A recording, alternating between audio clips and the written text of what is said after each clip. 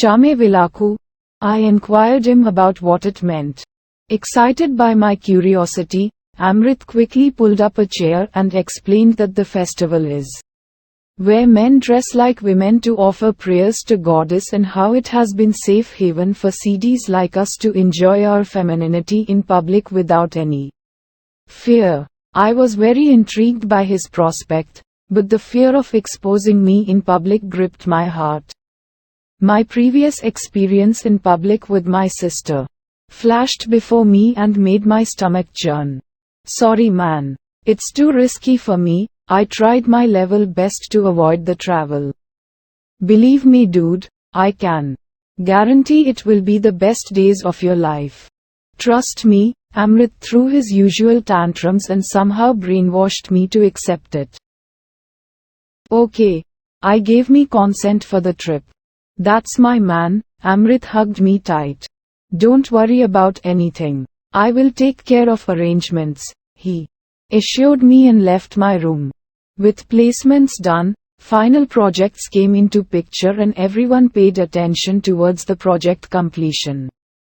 Being in final year, we hostelers were allowed to travel outside in weekdays provided the purpose of travel was solely for project. Me and Amrit decided to exploit this point for our benefit and applied individually for 1 week travel. As both of us had no black marks in our college profile, our teachers permitted us to travel, which made us even more excited about the trip. Soon the anticipated day arrived. Me and Amrit packed our bags and began our trip. The first step for us was to reach Amrit's hometown and collect the required costumes and wigs. From there, we will take a train and reach Kerala for festival. We reached his hometown by bus and he took me to an apartment, which I later learned from him that the apartment was a get-together place for CDs during session. The apartment was filled with tons of wigs and costumes of different varieties, which made stand still for a moment in admiration. Snapping out quickly, I opted for a shoulder-length wig and a black sari laced with golden embroidery and a matching blouse, while Amrit decided to opt for a Kerala-style sari in blue blouse. After packing our dress and makeup, we boarded our train and reached Kerala the next day by 4 a.m. Since Amrit had booked our stay beforehand, we reached the hotel by cab without any fuss. It was a 3-star hotel with facilities adequate enough for us to stay. Exhausted due to travel, I dozed to sleep without noticing anything around me. Amrit woke me up at 2 in the afternoon, with lunch. As I began to devour my meals, I saw him unpacking our dress and other makeup times on pay bed. Quick, we have to reach the temple before 6, he informed me and went to bath.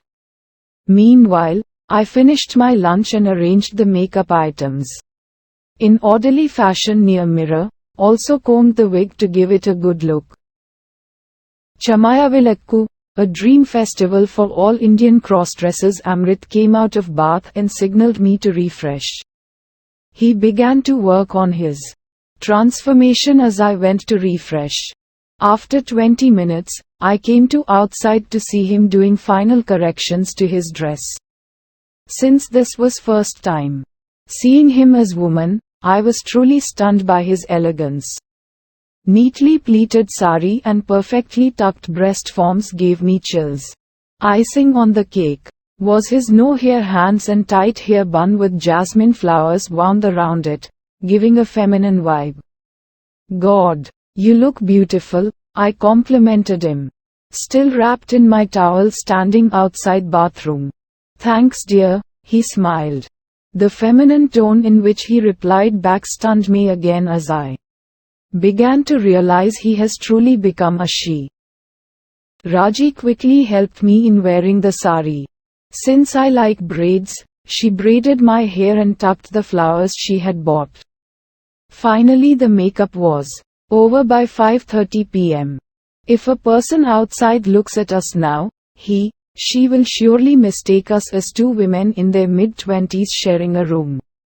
Once we were satisfied with makeup, we decided to walk to the temple. Without any fear, Raji stepped out of the room and began to walk towards lift.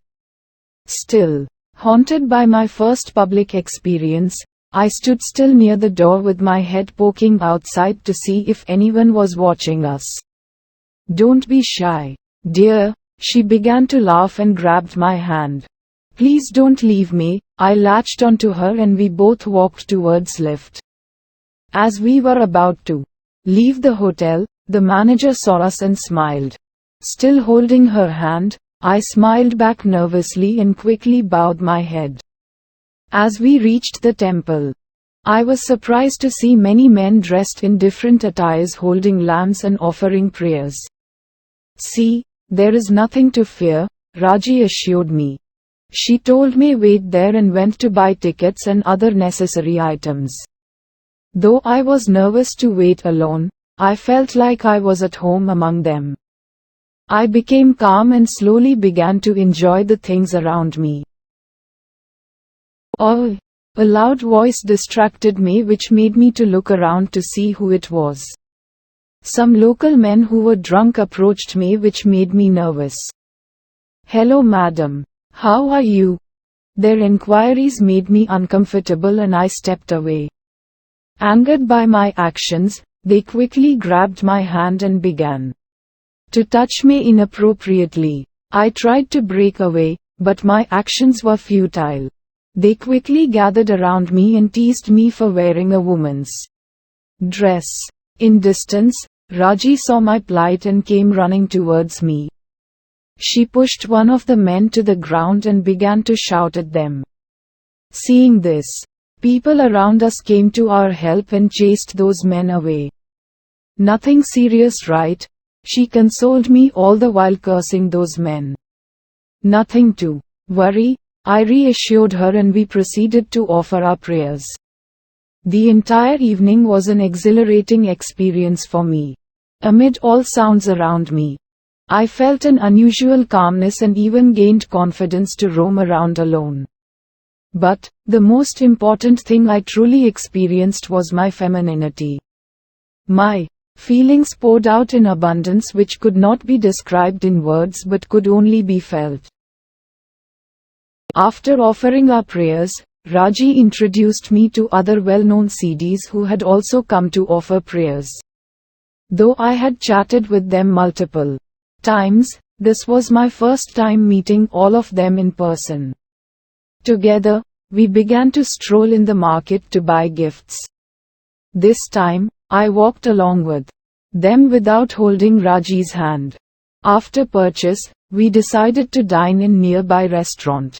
The hotel manager greeted each of us as madam, which made all of us smile in pride. Though time passed quickly, we did not even bother to go back for sleep, as we wanted to cherish each moment. The next day, all of us gathered again in a park and spent our day there. Raji was surprised and proud to see me come out of shell and mingle with others. Since we had to catch train in the evening, we thanked others for showing a great time and left to hotel. After boarding our return train, me and Amrit thanked each other for making this trip a good one. Amrit promised me that next year will be even more fun. But little did he know that this would be the last time we both will visit this place.